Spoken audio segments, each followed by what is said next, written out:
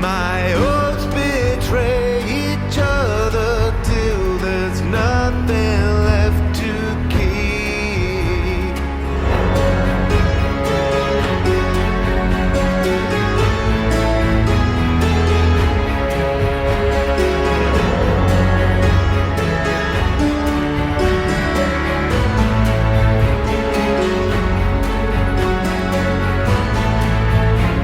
Only Us by Miracle of Sound. Alright, welcome back to the The Shardbreaker. Shardbreaker podcast. This is episode 9 of The Way of Kings from Stormlight Archive. This week we did chapters 29 through 33. I thought it was 34. No, you know it was 33. I am Midnight, your host, and I am here with Darkness. Hello. And Mythic. Hello. Hello. I'm thick. I'm in darkness. I'm thick. Did you just say you're thick? I'm thick. My nose is stuffed up. I'm thick. Alright, so we are doing the first chapters of part 3, which part 3 is called Dying, which has Kaladin and Shallan point of views. Got me dying too. So Boredom. Of boredom. Lucky. That first half of what's her name's chapter was not Shallan. it.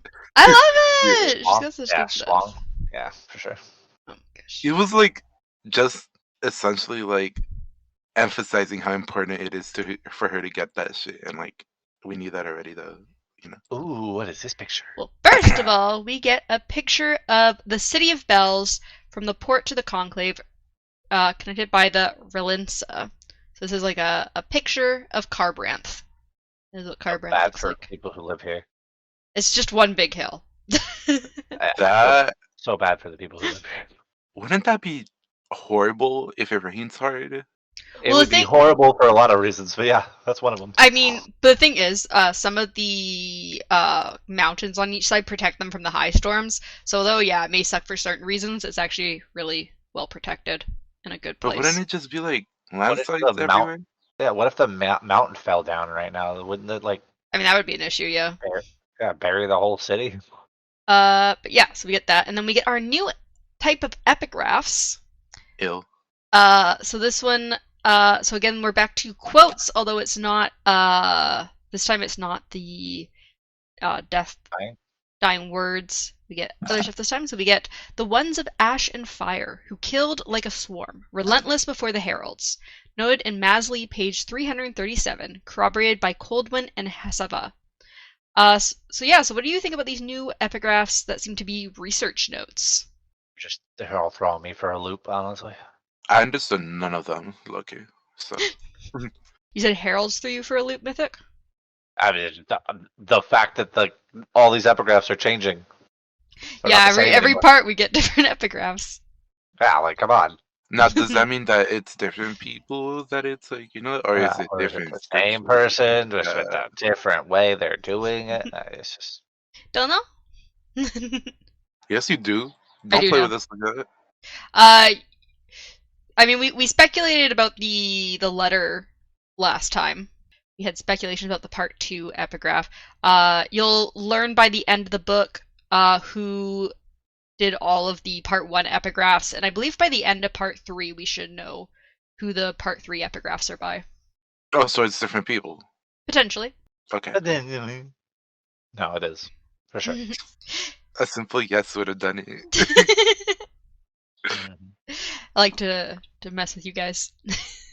Yeah, but yet you're very bad at it, so you Look, actually give I'm more doing my away. best. Wow. Wow. So we start with Shallan's point of view. Get back to Shallan after a whole part away from her.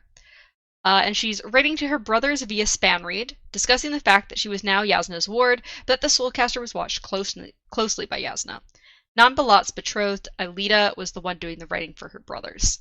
However, Shallan thinks that she may be used as Yasna's bathing attendant at some point once she is more trusted, which may prove a good opportunity to switch the Soulcasters. Non-Balat also expresses that this must be difficult for Shallan, although she finds it more difficult to not fall in love with the freedom and studies, more so than finding the task itself difficult. Shallan then asks her how her brothers are doing at home, and they reply that things are hard. They are struggling to keep the debts at bay and think that the quarries are going to dry up in a few months.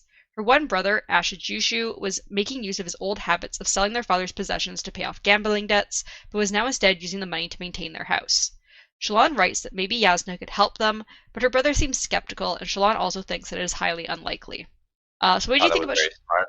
I think it's very smart that they use his past transgressions to Yeah, it's a good. hide their current transgressions. What do you think about that, Darkness? About like their attempts at keeping their house afloat while they wait for Shalon to steal the Soulcaster? Well, I was just more worrying about the fact that if they keep going that way, they're gonna have nothing. So, Yeah, well, that's why they're kind of like, we can maybe hold off for another few months, but like you need to get back here with it. So Nambalat then sends their other brothers away and tells Shalon that their father's steward, Luwesh, had died in his sleep. Apparently he'd been the only one who knew how to work the Soulcaster. Nambalat then also mentions that a man claiming to be one of their father's friends had come by strongly requesting they return the Soulcaster to him. He mentions that he worries that their father had been making plans to become a high prince, which is why he was trying to gain wealth using this borrowed Soulcaster. Nambalat says they need the Soulcaster back quickly so they can make some quarries and then give it to these dangerous people that their father was involved with. Nambalat then mentions a symbol of 3 interlocking diamonds that Luwesh had a necklace of, and the man that asked for the Soulcaster had tattooed on his hand. Shalon replies that she knows nothing of this symbol. She also worries that stealing the Soulcaster could start a war, but Nambalat replies that it's more likely that they'll just be handed over for execution if Yasna notices her Soulcaster has been stolen. Once their conversation ends, Shalon reads it over once more before burning it in the hearth of Yasna's room. Shalon then goes back to her studies. So what do you think about this symbol and potential group that Luwesh and these other people who originally owned the Soulcaster are a part of? it's a cult, clearly. What do you think about the fact that like this like steward that worked for their family was like part of this? You know, and this involves the dad and everything, huh? Mm-hmm. It's always like another great dad, you know? Like, Also, here's the symbol. oh, that's not how I pictured it. It's the Triforce. That's what I was thinking too. It's kind of like a Triforce type symbol. 3 diamonds. interlocking diamonds. The Triforce. What do you think, Mythic, about this strange group of people? They're a cult. Yeah. Well, I don't know. Darkness just happened to say it first. They're definitely a cult. Why is everything so freaking like, how do I say it? So, I had the word in my brain and it just went away. Symmetrical. Yeah, symmetry is a big thing in their religion and their culture. Symmetry is very, very important. You know what would be hilarious? Hmm. What if like only the people who have like a symmetrical like sort of body would be light eyes? Damn. So 5 hours later, Shalon is in an alcove in the library, reading about the history of the Alethi monarchy. She says out loud that she's starting to hate the Alethi monarchy, and Yasna enters the alcove, saying that she'll try not to take that personally. Shalon then talks about how arrogant the writers of the books that she had been reading seem, while also seeming to have less and less facts and intelligence behind their arguments. She then makes a joke that someone can't be intelligent without being ignorant, without breaking the scholarly world, to which Yasna replies that Shalon would be a great scholar if she spent half as much effort into her studies as she did with her witty replies. Yasna then goes on to say that the way Shalon's tutors punished her as a child just make her more likely to make quick witty remarks and that witty remarks are better used at opportune moments instead. She also says she thinks that Wit would enjoy meeting Shalon. Yasna then goes on to ask Shalon what she learned from her reading, to which Shalon replies that most of the authors disagree on why the Parshendi wanted to kill Gavilar, and they seem equally confused by the assassin in white.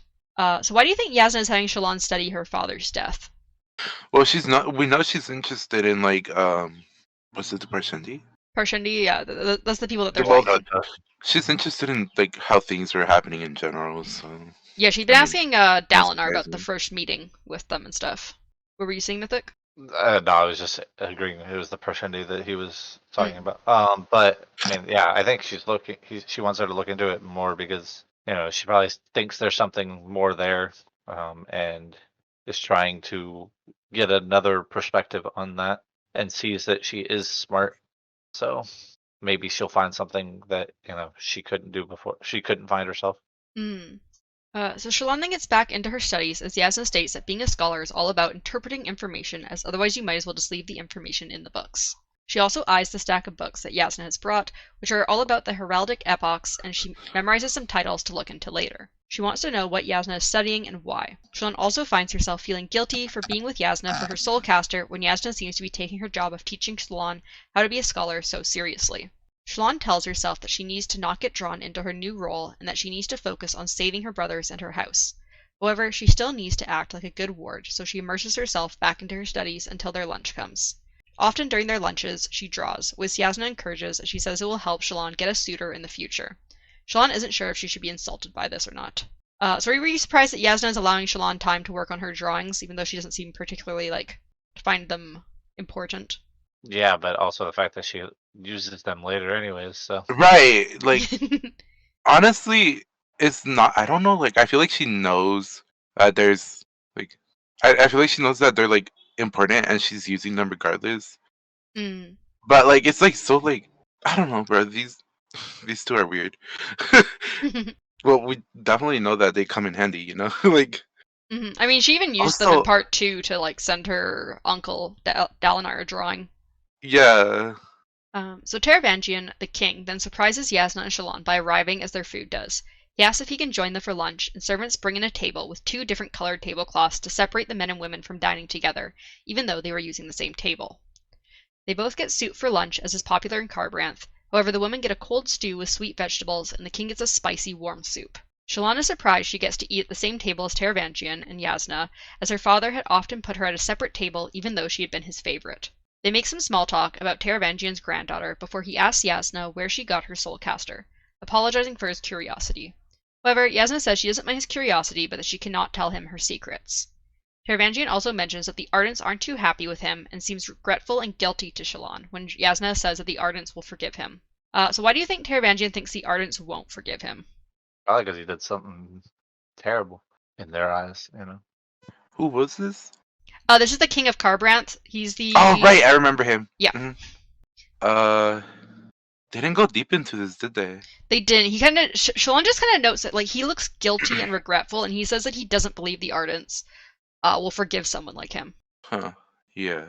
So Taravangian then asks Shalon to draw him, and Shalon eagerly gets her supplies, taking a quick memory of him and then telling him he can go back to his meal. Taravangian then praises the Almighty for Shalon's skills before asking Yasna if it's painful to not believe in anything. However, Yasna says that it isn't a disease, and she explains that she follows her heart and her own morality. She doesn't believe that you need a higher being to know right from wrong. Once the conversation was over, Shalon glances down at her completed drawing. She is proud of it until she notices strange creatures with symbols for heads standing in the doorway of the alcove behind Taravangian. She quickly glances up but sees nothing there. Concerned, Shalon crumples her drawing and apologizes, saying she let herself grow sloppy and will have to try again. She promises to have the new drawing to him before the end of the day as she takes another memory of him. So what did you think of these strange creatures that Shalon drew? What if, the reason why he feels like he won't get forgiven or whatever is because he's dealing with the same people that the others are? The The ones people with with the symbols. with With the diamond-shaped yeah. symbol? Uh-huh. You think he's somehow involved in this cult or weird organization of some sort? Yeah, probably. You think that's why she saw these symbol-headed creatures behind him? Yeah, and who else would enforce besides super religious people? Who else would enforce their belief so hard when they know they've done something wrong? Other than a guilty person. What did you Because think? he's like, oh, I won't get forgiven or stuff, right? But he's also like, no, this is my God, this is how it has to be, He's also Yasna says after he leaves, she thinks he's a very good king. He's got peaceful times. He builds lots of hospitals. He's well loved by his people. But at what cost, though? What do you think about these symbol-headed creatures, Mythic? I don't really know, to be honest. You think it'd be? I don't know. I thought it was cool that she did that without even realizing, where she drew it and stuff. Yeah, she was just drawing from memory like normal, and then for some reason these creatures were in the doorway. Yeah, I don't think I really pinpointed enough about the creatures themselves versus the actual her doing it part that kind of stood out to me more. It wasn't the creatures that I was too worried about. It was more about her being able to put them on the paper without realizing it, and then once looking back at it, going, It's I don't remember doing that. You know? Mm-hmm. yeah, it's funny though, cause like I keep seeing her be like, "I'm gonna take another memory." Like, it, you're taking screenshots. Like, She is taking screenshots, and then she's like, "Wait, I didn't remember seeing this when I took the screenshot." right. So do you think then that the she's seeing something about Taravangian like Darkness does, or do you think this is more something related to her mythic, these creatures that she drew? I think the creatures are like haunting him, but Mm. like And she's she somehow just happened seeing to, things. yeah, she just happened to Maybe put it on paper. her Like, I mean, memory thing, cause we know it's capitalized, right? Like, and it's like a thing or whatever. Hmm. It's I didn't like, know it was capitalized. I think I mentioned well, it the yeah, first time it's we came across it in part 1. You might have forgotten though. Yeah, probably. so it's capitalized, and it's like one of those things where like, oh, like special or whatever. uh, I was just Oh, thinking, I wonder if it's like darkness, it's special. storm. Is it Stormlight? I don't even remember the fucking power thing they use or whatever. Stormlight is what causes the spheres to glow, and it's also what Zeth used in the prologue to like use Yeah, his I feel like powers. it's that thing, that energy or whatever they're using. So you think she's somehow using Stormlight, and that's how she's doing these things? Yeah, yeah. Possible, yeah. And that's So more system Zeth, this. Zeth or whatever, he doesn't need like a source of energy in general. He could just gather it from anywhere, right? So yeah, so he needs to be close to the Stormlight, but he doesn't have to be necessarily touching it. Because like when he in the prologue, when he was like running down the hallway, like the lights in the like Stormlight in the light fixtures were going out as he used the power. He like absorbed it into himself. Yeah. He's amazing. So in Kaladin, literally the only times we've seen it was with the spears. So Kaladin, you guys have theorized is potentially using Stormlight because his spears that he keeps getting from Gaz keep going done every time like he kind of seems to do anything. He's unfortunately using them. Well, I mean, they could be recharged, right? They can be recharged, yeah. But it's just strange Yep. that the Stormlight's going out so quickly because usually they last, I think, like a week or two, the Stormlight. And he's like getting them like 2 days later, like the Stormlight's So gone. it could, well, that whole situation could be either him or like Soul using it or whatever. Mhm. But yeah, so everything seems to require Stormlight, including like the play and like the shard blades and stuff like that. So like maybe she requires it too, Maybe she's using it unintentionally. Yeah, Mhm. because And like to be the fair, Fabrials they use also use Stormlight, like the Soulcaster and like the Spanreeds, they use Stormlight. They use like infused gemstones. yeah, Does that mean that the one that they have that's broken could just be recharged? I'm assuming they would have tried that considering Luesh knew how to use it. I'm assuming they tried that and there's something else wrong with it that they can't figure out. I mean, Luesh no longer exists, so He doesn't, but apparently I'm assuming before like she did this whole Yasna journey, they it sounds like they tried to fix it and like What it if- didn't work. what if she doesn't end up wanting to steal the thing and she's like headed towards the like she gets dragged off towards where the what is it called? The Shattered shard? Plains? No, the Shattered Plains, there you go. She gets dragged towards the Shattered Plains by her master or whatever. And like uh and she's like, oh, maybe this is my opportunity and like I can do something with like I forgot what they're called, heart gems, I don't even know. Oh, the gem hearts? Yeah, there you go. Mm. And she's like, oh, that might be a solution, Who knows? still waiting for her to pull out her shard blade. To be honest, Maybe she'll win one day, I think she has one. There was like a brief paragraph I think in the part 1 where like she remembers like a special blade and like I think burned out eyes, and I think you guys thought that maybe she has a shard blade because of this. No, so she can't pull, or she doesn't pull it out. So once the king leaves, insisting Shallan can take her time with the new Wait. drawing. Wait, she remembered this? When was this? So I believe in part 1, It was the very beginning of this. It was the very beginning. It was the very first. So what if like book. that was like Dalinar, where he could see, like, and Sorry. rather than it being a memory like of who she currently is, like what if it's like, Oh, you think she had like a vision type thing? yeah, Like telling her. like I was what trying she's to seeing right find now, where it was. like what she's seeing right now with the creatures, what if that like is tied to what she quote unquote remembers or whatever? Mm. What's your theory on this, Midnight? I know what's up with the symbol creatures, so I don't No, have but any what's your theories. theory though? I No, don't come have a on, give theory. us I a know what's theory. going on with them. You No, should have a tap theory. tap back into when you first read this book, and what was your theory? Honestly, yeah.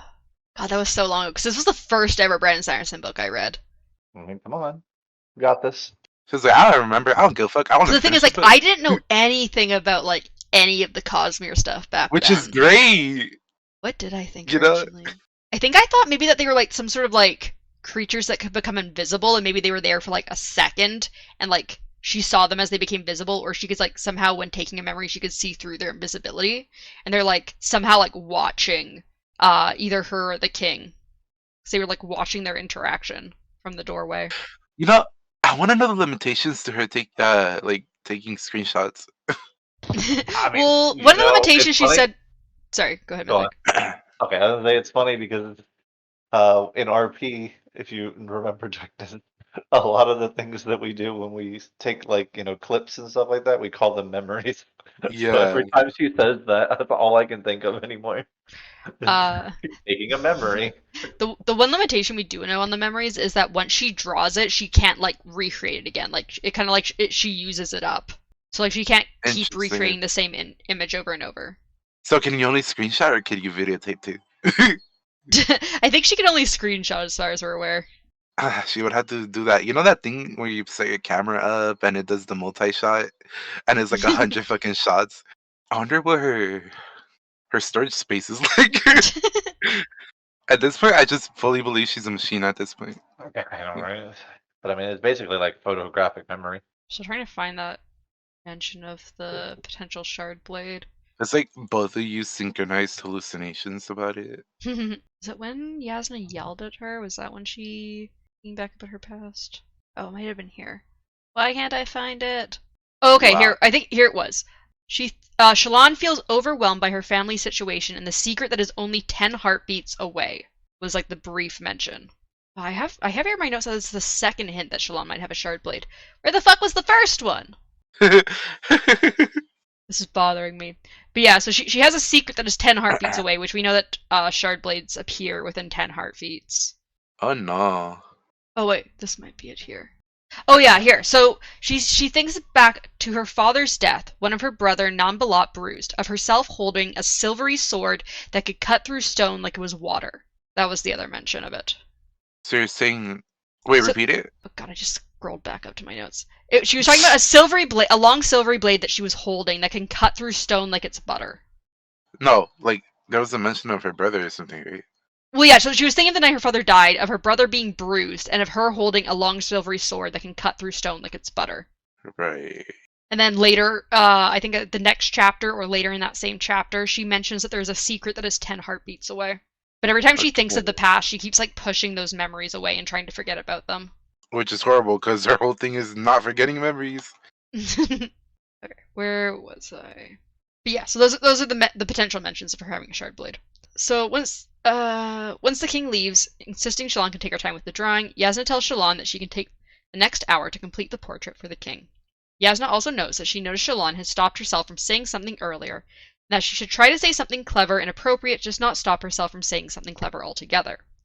Shallan also mentions that the Light Eyes here seem to consider the king dull and weak, but Yasna says that he isn't dull, and that in the past, a king that brought peace to the land was well valued. So based on what we know of Taravangian so far, do you think Taravangian is a good or a bad king? Technically a good king, but considering the facts that, like, you know, there could be more, even good kings can fall into corruption, you know? I mean, yeah, I agree with that. He definitely seems like a decent king. Doesn't seem like he's doing anything too terrible, but also at the same time, ignorance can be terrible as well. I don't know. I mean, it's the same thing I said the last time about bad guys always, like, all the people who we see as bad guys always have a motive that seems correct in their eyes. Everybody believes that they're doing the right thing, even when we wouldn't from our perspective. But in their perspective, they always feel like they're in the right, or they wouldn't do what they do. So Shallan then has a brief conversation with Yasna about her belief in the Almighty, where she says that the very thing that Yasna says gives humans a morality, their heart, is also what causes Shallan to believe in the Almighty. Yasna replies, however, that her own heart causes her to think that believing in a being watching over them is sheer futility. Yasna then tells Shallan to get to drawing, as she has real work for her to be doing the rest of the day. And then we move on to chapter 30, called Darkness Unseen. Darkness, you're not seen anymore. Yep. You just go away now. So our epigraph here is, they were suddenly dangerous, like a calm day that became a tempest. This fragment is the origin of a Thalian proverb that was eventually reworked into a more common derivation. I believe it may reference the Voidbringers. See Ixis's Emperor, 4th chapter. So what do you think about these creatures that are seemingly peaceful and then suddenly became dangerous out of nowhere? Those creatures that we just saw, most likely. However, what I was more interested in is, why can't we read these books that they're reading? I want to read that book. I mean, they already talked about the Way of Kings, which we're reading right now. Those other books aren't as important as the Way of Kings, obviously. Maybe we will. I mean, you don't know that. Maybe it's gonna be one of those situations where they read a whole collection of every book that's in every fucking universe and make it a whole fucking book. And they talk a lot about the Cosmere, so I mean, it's like they know all these books. It's like the Academia or whatever, the fucking edition or whatever, you know, the like where it's just the library of like books from every fucking world. Wait, isn't that what like the short stories are? Arcanum Unbounded. Yeah. I mean, yeah, it's a bunch of short stories from all different worlds. No, but maybe this is like a tiny bit different. Maybe it's like actual scriptures from that place. So we switch to Kaladin's point of view as he leaves the barracks early in the morning. He thinks about the bridgemen, who are made up of criminals and people so poor that even the money they get as bridgemen was more than they were previously making. Those poor men had hopes of surviving 100 bridge runs and being promoted, but Kaladin thought that was highly unlikely, as he was one of the most experienced bridgemen and he had survived only a couple dozen. Bridge 4 follows Kaladin out of the barracks, all of them. Kaladin had finally gotten the last one, Bisig, to join him, although he isn't sure if it was the food or comments from Rock and Tef that got the man. He begins to lead them through exercises that he learned in the military, as carpenters and Gaz watch them. So what do you think about the fact that Kaladin now has all of Bridge 4 training with him? I mean, we knew it was coming. Exactly. Were you surprised That's Moash wasn't the last one? It was this random guy named Bisig? Whoever the fuck that is, yeah. Biscuit! Biscuit! Yay! It's Gosh. Biscuit! So we switch to Gaz's point of view, as he contemplates how much he hates having lost his one eye, scared of what he can't see that others can. Lamoral is nearby, and he gestures for Gaz to come over to him. Gaz hands over a topaz mark, and Lamoral notes that this is half of what Gaz owes him, although Gaz doesn't have enough to pay the other topaz mark. Lamoral then notes that Bridge 4 is a problem, as bridgemen are only useful to protect more important men. Gaz makes a joke that he thought their purpose was to carry bridges, but Lamoral doesn't find it funny and asks if Gaz would like to join the bridgemen. Gaz thinks that the bridgemen are bait and that he hates himself for being involved in this work, but he has hated himself for a long time now. He says he will kill Kaladin off somehow, but Lamoral insists that he needs to die on the field so that others don't know that he was considered a threat. He then tells Gaz to get him the rest of his money or he'll be a bridgeman as well, and leaves. Gaz looks back at Kaladin and thinks that he needs him to die, but he also needs the spheres that Kaladin gives him to pay back Lamoral. So what do you think about the fact that Lamoral wants Kaladin dead? A shock. I mean, in a strategic perspective, like, it makes sense, right? You don't want things to get out of hand in that setting. What are you gonna say, Mythic? Well, it makes sense that he wants him dead. Also, what sort of blackmail do you think Lamoral has over Gaz? His other eye, no. Oh my gosh! That's funny. So we move back to Kaladin's point of view as he and Bridge 4 practice running with a bridge and pretending to push it across a chasm. Kaladin wonders how much of a bribe it would cost to get Gaz to let them practice on an actual chasm. Once they're done, Kaladin praises the men and tells them to take a break before they do one or two more before they're tasked for the day. They were doing stone gathering duty again, which was good as it allowed Kaladin and the people he trusted most to gather knobweed so that they could sell it to feed them and grow their medical supplies. Kaladin thinks that they currently have 5 wounded men, and 2 had died recently in a bridge run, which was much less than the other bridge crews, but still too much for Kaladin's liking. Syl then comes over to him from where she'd been watching Gaz, and says she had seen him talking to Lamoral, but hadn't caught their conversation in time to hear what they were saying. Syl says she doesn't trust them, and Kaladin replies he doesn't either, but he can't do anything unless they do something against him. Kaladin wanders over to the carpenters and inspects the bridge that they were working on, noting how much more professional the carpenters here were compared to the soldiers. Syl replies it's because the bridges need to last, but the soldiers only care about getting to gem hearts, and Kaladin says she's becoming a little philosopher. Kaladin thinks that she hasn't been told why they aren't allowed shields, or he still hasn't been told why they weren't allowed shields, but wonders if they can use the bridge as a shield itself. We then move forward a bit in time to Kaladin showing Rock, Teft, Scar, and Moash how they could carry the bridge on its side. Kaladin notes that Gaz is close by and says it will help work different muscles which might make the bridge ones easier on them, which isn't the truth and causes Syl to frown. Kaladin thinks that he made these 4 sub-squad leaders, and he asks them to go get the rest of the men. Moash stays behind, questioning why Kaladin made him a sub-squad leader. Kaladin replies that it's because Moash is intelligent but also strong-willed, as he was one of the men who disobeyed him for the longest. Moash finds this odd but goes off to get the men. So what did you initially think about Kaladin's idea to hold the bridge to the side? It was interesting. I thought that things would definitely go wrong because they didn't seem ready at all. But like, how it really happens. What did you think, Mythic, about the initial idea? I just think Kaladin's smart as shit. So Also, what do you think about Also- Kaladin? Oh, sorry, go ahead. Also, when he was like, oh, maybe he'll let us practice in the real one, right? Mm-hmm. I was like, dude, do you know what they're talking about? Like, they're not gonna let you do that. Or if he does, he's gonna be like, "Oh, you had an accident and fell into the chasm." Also, what do you think about Kaladin making Moash sub-squad leader? He likes them bratty. What? Did you have any thoughts, Mythic? actually, I mean, that's pretty much it. Yeah, he likes some bratty. I mean, Okay. We move back to Gaz's. But wait, no, it would make sense. Like, you don't want somebody who can be easily swayed as, like, Yeah, you don't want someone easily manipulated. Well, my bad for using simpler words. No, I'm We move yeah, back it is your bad darkness. You know Yeah, what? English major. I only have a minor in English. Thank you very much. No, darkness is an English major. Oh, is he? I didn't know that. So we move back to Gaz's point of view as he watches Bridge 4 carry the bridge to the side. Gaz stops Kaladin as he jogs past, asking what he thinks he's doing. Kaladin replies that carrying that way helps work different muscles and can be easier if they lose a lot of men during one of the assaults. Gaz thinks that they'll run slowly with that bridge and be more likely to get killed. So he tells Kaladin that he likes the idea and to try carrying the bridge that way in a plateau assault. Kaladin seems suspicious, but says they will. He then leaves, and Gaz thinks carrying the bridge that way will cause a disaster, but he'd have to find another way to pay back Lameral's blackmail. And then we move on to Chapter 31, Beneath the Skin, 6 years ago. We move to 14-year-old Kaladin's point of view as he reads over a folio while Liren drinks violet wine. Liren tells Kaladin not to make mistakes like him, like coming back to this town after being in Kharbranth, or bringing a wife back here and away from everyone she knows and loves. Kaladin thinks that it's rare for his father to get drunk. Kaladin replies to his father that he has always said to come back here when he was done his studies. However, Liren replies that he was stupid and that the people here don't want him.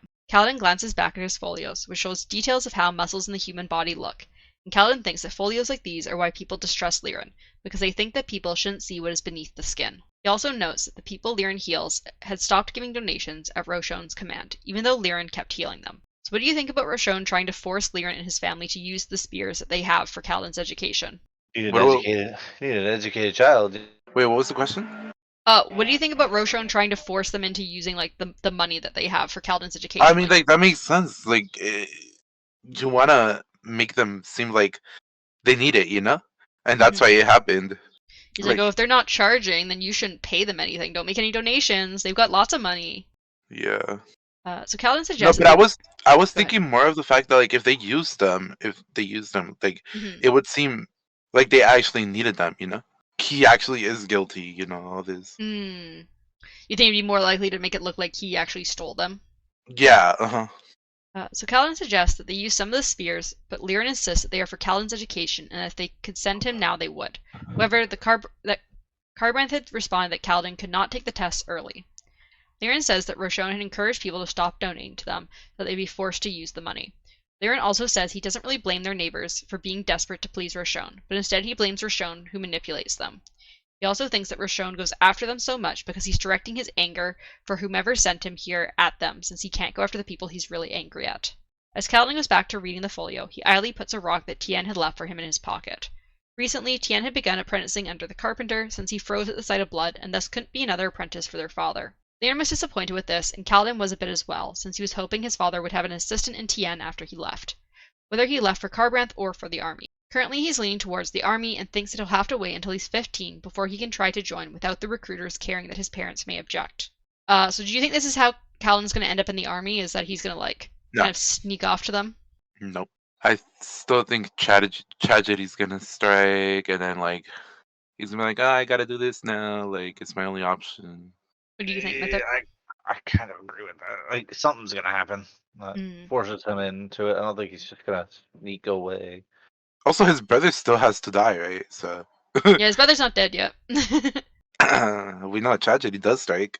Then, like, So suddenly a thump and some scratching sounds come from the door.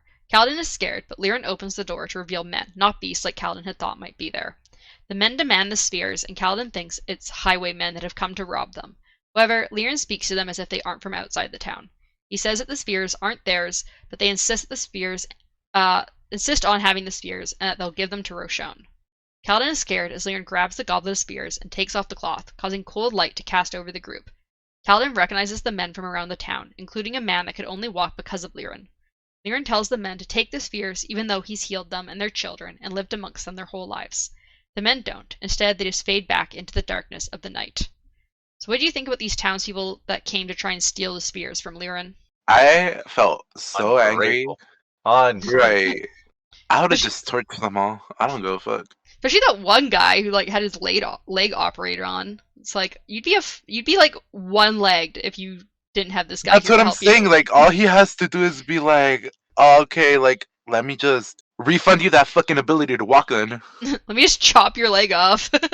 Next time you come to me with a sick kid, I'll just like close my door on you. Right. Toss him a spear and tell him to get the fuck out. Like, It's a spear to your witcher. So then we move to chapter 32, Side Carry. We start with the epigraph, which is, they lived high atop a place no man could reach, but all could visit, the Tower City itself, crafted by the hands of no man. Though the Song of the Last Summer is a fanciful tale of romance from the 3rd century after the Recreants, it is likely a valid reference in this case. See page 27 of Varala's translation and note the undertext. So what do you think of this Tower City that is mentioned? It was built by no man, so it must have been built by women. mhm. Also, who do you think is the they that apparently lived in this Tower City? Do you think it's like the ancient peoples? Do you think it's the heralds, the Voidbringers? They're all the same people. No, I'm it was You say, the. you say you're kidding, but I mean, Yeah, I know. I gave like a They side could eye, all like be. maybe. yeah, they could I all mean, we be don't the really same. know what the Voidbringers are. Exactly. They could Clearly, all they're be. Pershendi, but like when they're powerful. Nah, Voidbringers are fuck, what's it called? Spren. Oh yeah, they're Mhm. bringing the void. The Spren are bringing the void. They void spren. No, they're bringer Spren. I see. They bring different No, things. but Some of them bring void. yeah. Uh Are there also Lucifer spren then? Because they bring the light. huh. You know, I was thinking right now. I was like, it'd be cool if there was Stormlight Spren. Mm. Imagine Kaladin just grabbing one of them and absorbing them. Oh gosh, he's just like absorbing the spren. But anyway, fuck, what was the question? I don't even, who lived there? Yeah, who do you think lives in the tower? It was them. Them? Who's Them? them? Who's that? Yeah, who is them? That's a good question. That was the question that I asked. Who is them? It was, you know, that one chick that saved That one chick? Dalinar in like the past. Yeah, that one chick for sure. Sorry, Yeah, the it was person you them. saved too? Dalinar in the Oh, past. Delinar. In his vision. The Yeah. okay. And then they That lived in the city of Radiant? towers or whatever. Yeah, New York. So you think the Radiants lived in the Tower City then? Yeah. So we move back to present-day Kaladin as he watches his men practice side-carrying the bridge. He thinks it is slower, and if a man gets downed, others could easily trip over him. Syl watches near Kaladin as Fluttering leaves. Kaladin, however, notices some new recruits coming, and so he gestures for Rock to take over the training before he heads over to Gaz. He overhears Lamaril telling Gaz that the men are his to distribute before he leaves. Gaz then distributes the men off to other bridges, but gives none to Bridge 4. Kaladin complains about this and places a hand on Gaz's arm, which causes the man to eventually agree to let Kaladin choose one man to take to his bridge.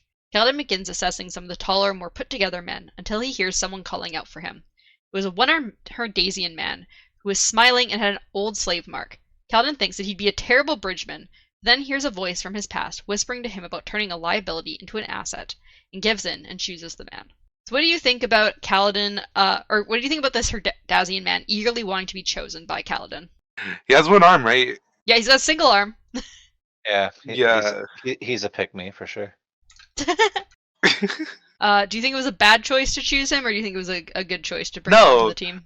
it it it's kind of amusing because I was thinking like it shouldn't be amusing, but I was thinking like he's only gonna have to use one arm regardless if they're gonna like side do it, you know, Side like carry the bridge, yeah. And I think like we fine they then. did say something about what's it called using their like disadvantages to their advantage or whatever. So I don't know. Gaz I kind of like that dude. He was cool. the Lopin. He's Yeah. the Lopin. I love the Lopin. He's hilarious. As funny as Wit though. He's We don't funny in really a care about different it. way than Wit. I was hoping he would die on that run, Loki. Wow. Like I was hoping he'd be like, "Oh yeah, pick me, pick me." He gets picked. They get sent off. He gets shot instantly. Yeah. So the funny thing is that the Herdazians are a lot of people compare them to like Latin American people. Like their culture is very like Latin American. But they give them Australian accents, I believe, in the Oh audio God, book. So they're Latinos with Australian accents. that's disgusting. He's a one-armed Latino with an Australian accent. Darkness. I know. Quite wild, huh? So Gaz is shocked that Kaladin chose the one-armed man after insisting on picking someone out, but Kaladin just ignores him as he walks away. The one-armed man introduces himself as the Lopin and says that he has a good feeling about Kaladin, which is why he wanted to be picked. As they approach the barracks, Kaladin notes that Layden is still struggling to walk and that David still doesn't talk, but Hobber is walking without crutches and should be able to run bridges again soon. Rock then comes over to Kaladin and states that he doesn't think side carry is going well. Then the horns sound and Kaladin shouts for the men to line up. They easily line up, unlike the other bridge crews, and Lopin runs out from the barracks after having just gotten a vest, hesitating as he isn't sure what part of the line to join. Kaladin, however, shouts for him to get some water skins and fill them with water before joining them. Lopin eagerly agrees and salutes him. Kaladin has his men pick up the bridge, and then they are the first down to the permanent bridge to wait on the army. Lopin soon shows up with both Hobber and David, carrying water skins and a tarp between two pieces of wood that apparently the carpenters had said they could borrow. The army then approaches, and their running begins. Kaladin finds that having the water is extremely helpful, and all the training also helps them feel less exhausted. So what do you think about Lopin recruiting Hobber and David to help him carry the water skins for Bridge 4? I mean, they gotta make themselves useful, right? You can just pretty instantly smart. get these two guys. He's like, oh yeah, come hang out with me, ganchos. Right. How dare you say that word? Gancho? What do you mean? How dare you? You're not allowed to say that. You know that, right? Why? Because that's so. He said so Let's see. specifically. What if Jesus says All I can't could say think it? about when he said that was coat hangers. What? Why? Because that's one of the ways you can say that. Nachos. in Oh, is Spanish. it? I see. Or like clips. Kaladin soon realizes how far out they are going, meaning that the Parshendi definitely are already at the plateau with the gem heart, and thus it is likely to be a bridge run of heavy losses. Kaladin decides that they are going to need to do the side carry and tells the men they're going to use the bridge like a shield for the arrows and to trust him. He says he'll go out in front, and if he goes down, they should switch to shoulder carry and do the best they can without him. He also tells them to be ready to switch directions at any time as Kaladin leads them through side carry. Gaz And then calls. there's that one dude that's like, "What if I don't want you to leave?" And he's like, well, when I'm dead, you can do whatever. No, he clearly has the whole like line of boyfriends waiting. You know? Oh my gosh. Clearly. So Gaz calls for the bridge to go up, and Kaladin has his men bring the bridge to side carry. Lamoral gives them a look, but Gaz whispers to him, and he allows them to continue. As they run out, Kaladin waits for the Parshendi to get their arrows ready, and then, feeling a sudden burst of strength that made it feel like he was pulling the bridge along by himself, Kaladin turns their bridge as the arrows fly, and they hit the bridge. Other bridges have men cry out and fall, but no one from Bridge 4 falls. So what do you think about Kaladin's sudden adrenaline during the bridge run? We know where that came from. Do you? From like Yeah, it's the spears. Also, what do you think about the effectiveness of side carry for Bridge 4 at least? At that point, I feel like if they let go and left Kaladin to pull it, he would have still been pulling it. He would have been carrying this like fucking 500-pound bridge all by Yeah, himself. and they'd be like, "What the fuck is happening?" Like, but I Would you- mean, it worked out, right? Like big shield. So. Yep. What do you think, Mythic, about them being able to not have lose any bridgemen in Bridge 4 because of side carry? I mean, I continue to say that Kaladin is insanely smart. Mm-hmm. He's great at tactics until he realizes the bigger picture. No, he's so smart. The only thing that changed it was his morality. So it made his plan seem a lot less good. Mm, But if he was like me, who was like, yeah, fuck up their plans, even though you're on their side, like it's a great plan, you know. Like even if mm. like it like turned out horrible for the people in charge, like it's still a good plan in my opinion. I mean, he kept them alive, and that was his main goal, is to keep his group of people alive. Yeah, but also if you fuck them over, even better. So Kaladin continues to zigzag run to block arrows until they are at the chasm between plateaus and are able to slide their bridge into place. As Kaladin glances at the other bridge crews, he sees several falling, but also sees some bridges trying to emulate side carry and failing. The cavalry had to help guide the remaining bridge crews into place, but over half had fallen, and the bridges weren't placed as well organized as normal, causing the soldiers to struggle to form up on the other plateau as they normally would. Teft pulls Kaladin to safety behind a rock outcropping as Kaladin watches in horror as he realizes he had completely undermined the assault. Bridge 4 congratulates him on not losing anyone, but Kaladin can see how badly he'd ruined everything, that he had likely lost this battle for Sadeas. He sees Gaz, Lamoral, and some soldiers coming towards them, and he tells Rock and Teft to do their best to get the group back to the lumberyard safely and to not step forward with him. So what do you think about Kaladin's realization of how his hide carry maneuver ruined the army's assault on the plateau? So I was originally saying, like, if I were him, I wouldn't care. I'd care more of the consequences, but like, still, like, he's those type of people that actually care, and He cares. yeah. He cares too much. I mean, that's what Could his be dad his always said. downfall. Could be his downfall. That's what I'm saying. Like, he's one of those like hero complex people, and it's like annoying because you're gonna die because of it. It always happens. I mean, what always happens to him is everyone around him dies, and he survives, which for him is worse. So as they approach, but that's gonna make his ending even like quote unquote better and worse, depending how you're looking at it. Like, if he doesn't become a god, I'm gonna write it. you see the Kelsier of this book. Yeah. Yeah. He's just Kelsier. That's all. Or I guess like He's depressed Kelsier. you know, Kelsier and Sazed mixed together. Wait, you're saying Kelsier wasn't depressed? Like, really? Kelsier was definitely depressed. That's fair. He was more traumatized, I feel like, than depressed. Okay, and you think he's not? Like, he's what? also traumatized, but he's also just depressed. He has depression in general. If you could give like each one of these Stormlight characters like a disorder or like Oh gosh. like, something like mental health wise, what would they be? I mean, Kaladin is definitely just like depression. He had it from before any of the trauma happened. Because like in his flashbacks, he has it before like Roshon shows up or anything. I mean, Kelsier's kind of a sociopath. There's no kind of about that. I meant this book. He 100% is. Shallan's issues don't come up until I think book 2. Oh. She has daddy issues. It's okay. I mean, doesn't everyone in these books have daddy issues? Yes. Anyways, so Gaz asks if Kaladin knows what he did, but Kaladin states he realizes exactly what he did, and that they are here to get to him so that they can tell their supervisors that they acted quickly. However, he tells them that they need him alive to tell their superiors that they didn't know about his plan. Otherwise, they will wonder why Lamoral didn't stop him, as other bridgemen saw Gaz and Lamoral talking. Lamoral instructs his soldiers to beat Kaladin, but to keep him alive. The soldiers begin kicking and hitting him with the butts of their spears.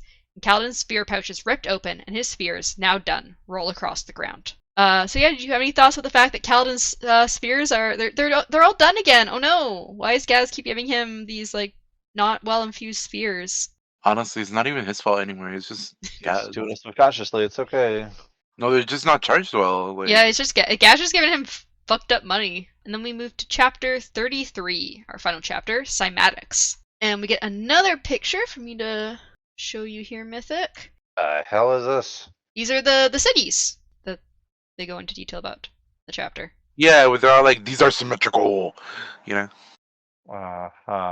Interesting. I kind of like that, though, to be honest. Yeah, so this is the analysis of the 4 world cities and their underlying forms based on city plans found in the archives at the Palaneum, Kharbranth.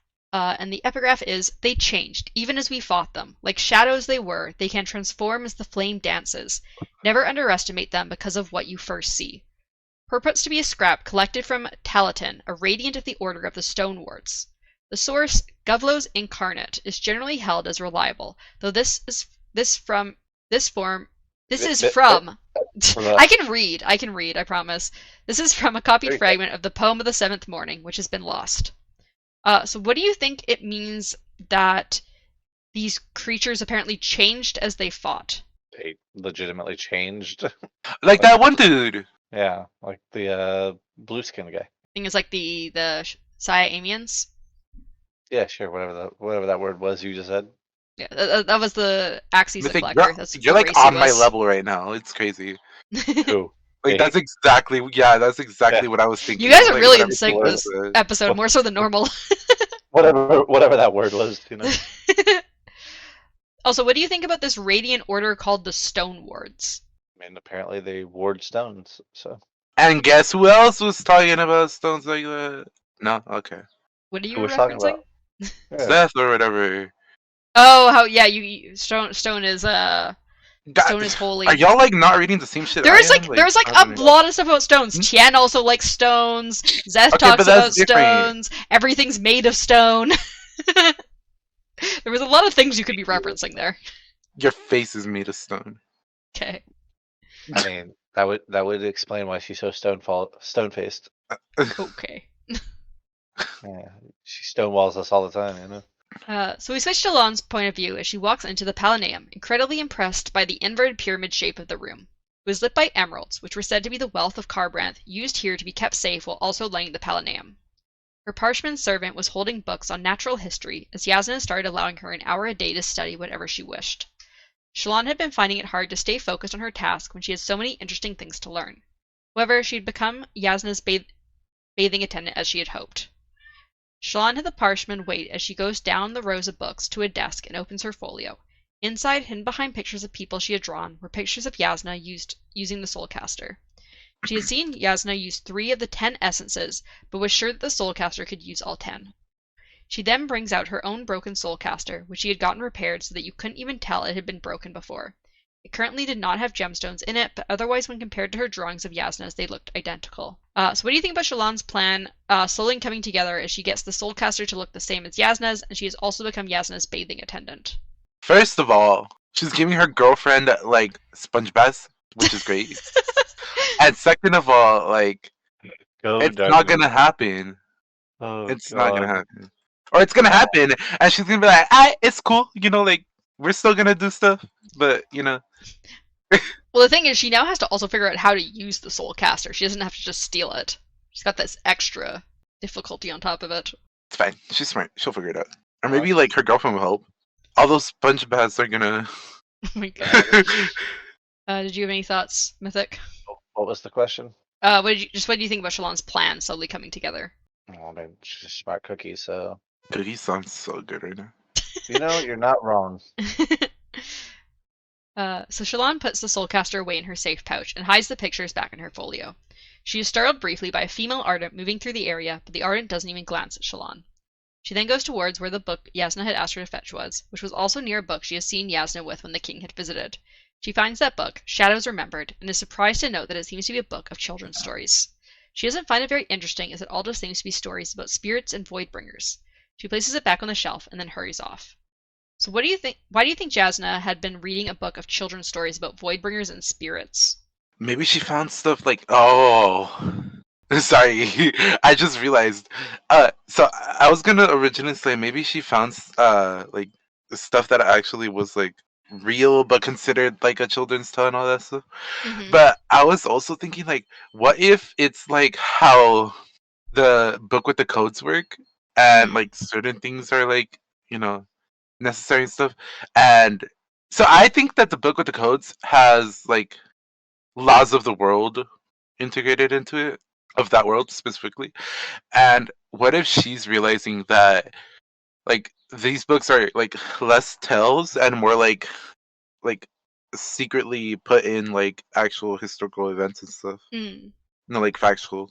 Yeah. So you think maybe like because they don't know much about the Voidbringers right now, you think maybe like she's like, well, the Voidbringers, like I want to know more about them, and like there might be like information in these old stories about them.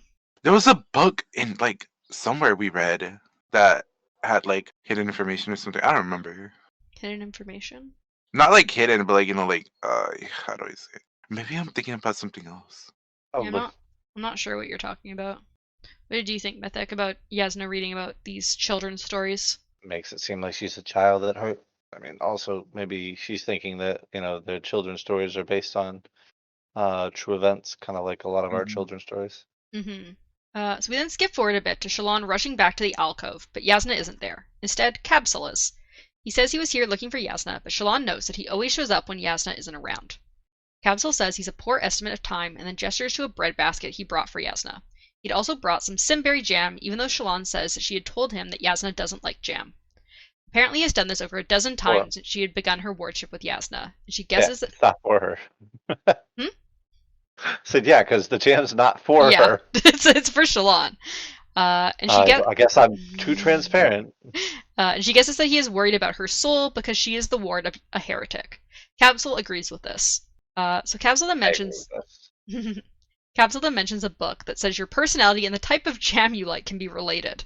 Apparently a love of simberry jam means a spontaneous and impulsive personality, although Shalon replies that any way of telling someone's personality can be right at times, but most people are certain traits at times and then the opposite at other times. So what did you think of... like horoscopes? Yeah, it's basically like different horoscope options, but some of it's through like It's funny food. though, because they were essentially saying like, oh, like, yeah, I can like tell your personality because of your like your Jam. your birth stuff Oh yeah, and like other stuff, but like no, your jam is more important. The type of jam you like tells me what you're like as a person. Also, I refuse to believe that that jam is actually anything but raspberry jams. Yeah, I don't know if simberry is a real thing or not. Also, there was like this thing in like there was this fuck, I forgot what it is. Someone here knew something that made no sense to me, and I can't remember. Fuck, I need to go back and look for it. Cause I was like, how do they know this? Like, weren't they like learning shit and they just randomly brought this up? Did Syl ever talk in this book? What do you mean, does Syl ever talk?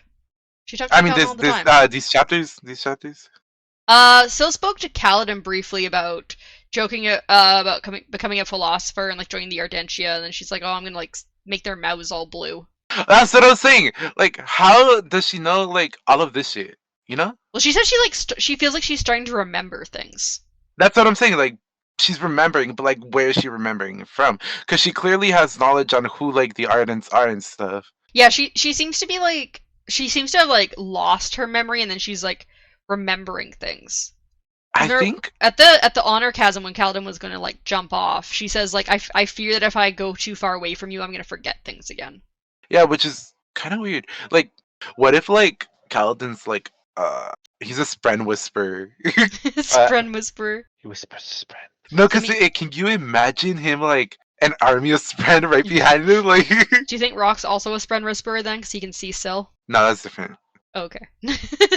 He's just that's the one dude that lived in the mountains or whatever, right? Yeah, he's the horny. He's just lightheaded. No, he says that they're airsick. He's not lightheaded. No, They're but he's airsick. lightheaded. That's what you can see. I see. So they joke around a bit about Shalon not getting outside much and her hair being the color of a rash and how diseases make you think normal life is wonderful. However, Shalon says that being Yasna's ward isn't bad, as she's just being hyperbolic. Kabsal then grows a bit more serious, knowing that he and the other Ardents are worried for her soul and that Yasna's view of religion might be infectious. Shalon insists that her soul is fine though, and that Yasna is very considerate about not speaking about her heresy. Kabsal then brings up the devotery that Shalon is a part of, which is the devotery of purity, which was chosen for her by her father. Kabsal asks if his devotery, the devotery of insight, wouldn't be better for her. However, she doesn't think that Ardents were supposed to recruit to their devoteries. Kabsal says that Ardents do it anyways, and they look down at each other for it. And the devotery of insight tends to have less people following it than others. He continues on to say that devoteries should encourage and help people with their callings, and his devotery is closer to her calling than the devotery of purity. So do you agree that the devotery of purity doesn't suit Shalon? Yes, I agree that doesn't suit her at all. What do you think, Darkness? Do you think What was it about again? the devotery of purity is like it's about Being purity. It's Yeah, about being being like pure and wholesome. And she's not. What do you mean? She's literally the most wholesome you can get. Definitely has him in ogling Kabsal this whole time. I literally found this whole conversation like annoying. They're kind of being like a little flirty, and you're like, come on, stop. Just fuck off. She has a girlfriend. So she could be in an open relationship.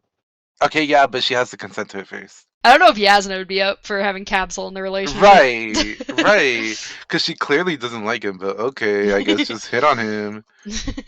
So Capsule also brings up wanting to convert Yasna, and that it is a fault of his to want the distinction of being the person to convert her. He also insists that he has proof that the Almighty is real, which Shallan is interested in. He brings out some paper that shows symmetrical designs that match rock formations that many capital cities were built around, which is the image at the start of this chapter. Shallan, however, says this isn't proof, as often nature makes symmetry using wind and water. Capsule is prepared for this, though, and he brings out a metal plate, places some sand on it, and a bow. He then runs the bow along the metal plate and says that this is called cymatics. He makes a single pure note, which causes a music spread to appear, and then gestures towards the metal plate where the sand had made the same pattern as the rock formations around Kholinar. He then did the same to the 3 other cities that he had shown Shallan drawings of before. He insists the symmetry of the cities, their language, and the names of the original kingdoms were all because of the Almighty. Even Shallan's name was 1 letter off from being perfectly symmetrical, which was common for lighted women as they couldn't be perfect but close to perfect. So what did you think of the cymatics and the sand creating the same shapes as the capital cities? Can I see a music spread? I can try and find what a music spread looks like. Because if I could just summon them like that, I would be like. So I don't have an image here of one, but it says they look like they look like spinning translucent ribbons. Oh, okay. I'm just gonna picture them like translucent music notes. Okay. That's easy. Where was I?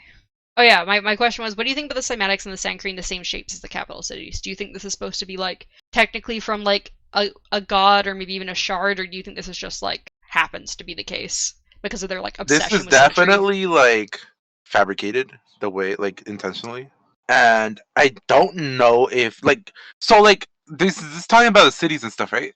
Yeah. So I don't necessarily think that it's because of a god, but more of like, well, that's hard to think about, because like, would it be because of a god if a person builds something themselves rather than the god doing it?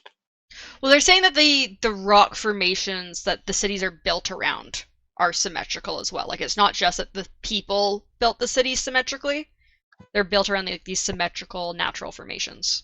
Yeah, but the people chose to build it there. Mm-hmm. Plus, like, what if they just built it there because they did it in a form of like a ward or something, and it actually worked? Like, what if these were like cities safe from like voidbringers and stuff, and then the people that were like fighting them or whatever, the ones with the shard blades were like, you know what? You think maybe they like Slice base and the dice cities these off rocks. these like maybe magical looking things, just like how Elantris is like an aeon of the word Elantris? Yeah, yeah. Mm-hmm. It's definitely possible. Because these cities have apparently been around for so long, they don't really remember when they were created, so they don't know like why or how they came to be, really. Maybe whoever was the god of this place, which I don't even remember if there is one or not. We don't Definitely know don't the know. name of the shards that are here yet. Maybe they were besties with the ones from Elantris. Maybe. And they're like, "Hey, can you let me copy your notes?" I'm like, So Yasna then approaches the alcove, and Shallan apologizes for Capsule being there, but Yasna replies that she is allowed guests, but to be careful of teeth marks, as Ardens like to drag their prey out to sea. She then asks Capsule First of all, I'm gonna pause you there because that's Yeah. kinky. Okay. She then asks Capsule if his plate and sand are able to create Eurytheru, or if it can only create the 4 standard cities. Capsule replies that Eurytheru is a fable, but Yasna says she thought his type would be used to fables. He then quickly leaves, and Shallan says Yasna was rude, but she says that he expected rudeness, and he was trying to turn her ward against her. Yasna then asks if Capsule had asked Shallan to steal her soulcaster, which scares Shallan briefly, and she says no. Yasna says that he will ask her to steal the soulcaster eventually. Yasna then insists that Capsule only cares about her, to which Shallan says that seems a bit arrogant, but Yasna says that it's only arrogant if she's wrong. So do you think Capsule is only talking to Shallan because she's close to Yasna, or do you think he actually wants to speak to Shallan and see her? I don't trust He him. actually I likes don't her, like yeah. him. Something that you think he actually likes her and wants to see her? Mm-hmm. And you said you don't trust him? No, I don't like him at all either. So that was our final chapter. I have some overview questions. First of all, what do you think is going to happen? Wait, why not? Wait, why not? Why not underview questions? So what do you think is going to happen to Kaladin now that he's caused issues for Sadius's army? He's gonna get promoted. Probably nothing bad ever happens to him. It's so dumb though. Like, I know. Like, Ay, Smil. it's just like he's getting punished for being too good. Do you think anything is going to happen to Gaz and or Lamaril because of what Kalinda did? Gaz gonna die. Oh damn, you think they're going to execute Gaz? That or he's gonna get sent to be one of the. I was gonna say bridge builders. Bridgman? Yeah, Imagine he gets sent to Bridge 4. that's probably what's gonna happen. Like, you know. Imagine he gets sent to bridge 4. Next chapter, Gaz has joined to bridge 4. Like, That's why they didn't get many recruits. Because now Gaz is going to be part of them. right. He did get threatened and was getting sent to be one of them. Like, He did, yeah. right. Just take his other eye and send him in there. What do you think, Mythic? Do you think anything's going to happen to Gaz or Lamaril? I mean, I don't think he's going to be on a bridge crew, but I think he's going to definitely be punished. So crucifixion and then set on fire, or Oh my like gosh. No, I was thinking beheading, but you know. that's too easy, like too quick and Yeah, simple. okay, sorry. Here, I can make it worse, but you know, I feel like this podcast isn't the place for me to make that worse. Wait, what if like they start boiling water and they crucify him and dip him upside down? What the fuck? Sorry. Anyway, What if they chop his head off and then use that head as a soccer ball, oh, that's too much fun for them. That's no. or Minna, you can use, think of use that head as like a bowl to eat their fruit out of? Oh my god. Oh, Rock's yeah. gonna I hear put the- Gaz's head into his yeah. stew. Yeah, exactly. They're gonna I hear force him to skulls are, marry. What? I hear skulls are really good bowls and very good chalices too. Also, do you think now that Shallan is Yasna's bathing attendant, she's gonna be able to steal the Soulcaster? No, I don't think she morally can steal the Soulcaster. She's gonna be too distracted giving her a sponge bath. They're gonna be in this. They're gonna be in the bathtub together, and they're gonna be like, "Oh, hey, yeah, like like talking and shit, like or not talking." Yeah, they're doing something else with their lips. Yeah, for sure. Also, if Shallan is able to steal the Soulcaster, do you think she's gonna be able to figure out how to work it? Yeah. Why wouldn't she? I don't know. She's never used one before. There's no special requirement, is there? Not that we know of, but she has never used one. She doesn't know. I keep thinking of a Darkness soulcaster never as known. like a gauntlet. It's not a gauntlet. I keep thinking about it like that though, No, and then it's jewelry. I keep thinking like, oh yeah, when they activate it, when they use it, like a little knife pops out, like you know. Also, what were you saying, Mythic, before? I don't even remember. I was just going with darkness there on that. Mm. About he said it's a gauntlet. I said no, it's just hand jewelry. Yeah. No, it's got to be like a cool looking gauntlet with like not like a knife that pops out when you use it, and then you start like casting spells and shit. No, that's not. That's not what a Soulcaster is. Do they also have to take out one of their middle fingers too? Uh, Just a slight Assassin's Creed reference, you know. That's kind of what I was. That's kind of what I was picturing actually. Yeah, a gauntlet with a knife that comes out. I was like, All right. Did you guys have any other theories or thoughts about these chapters and where this book is yeah, headed? I have a theory that the more we read this book, or not this book, but the more we read in the Cosmere, the more Midnight's gonna get this deceptive about things. I've never You know, squared. honestly, I don't know if that'll ever actually come to be. So she just kind of gives away shit all the time. Wow. I don't try to. Anyways, so yeah, You're secretive. for next week we'll be reading chapters 34 to 39. So Wait, why not 34 to 69? no. I guess I have to pin it since you don't won't. have to pin it. I just posted it. I was gonna pin it. No, you didn't pin it though. You didn't Yeah, pin you it. didn't. Well, it's pinned You now. never pin it. Yeah, you never pin. It's crazy. You didn't pin the last one, so I was like, I did. I was the one who pinned it last time. It definitely looks like. Where you is missed it then? I don't see it. I unpinned it because I have a new pin now. Nah, no, you Oh can't my just be like, yeah, I went to the moon, but I can't show you because I didn't take pictures. Anyways, so I mean, even if she did take pictures, would we still believe her? Like, No. I think she just photoshopped, you know. Right. those are the chapters Moon we're reading for landing is next fake. week. Thank you guys all so much for listening and hanging out. We really appreciate it, and we hope to have you again next week. Bye. Bye. Bye.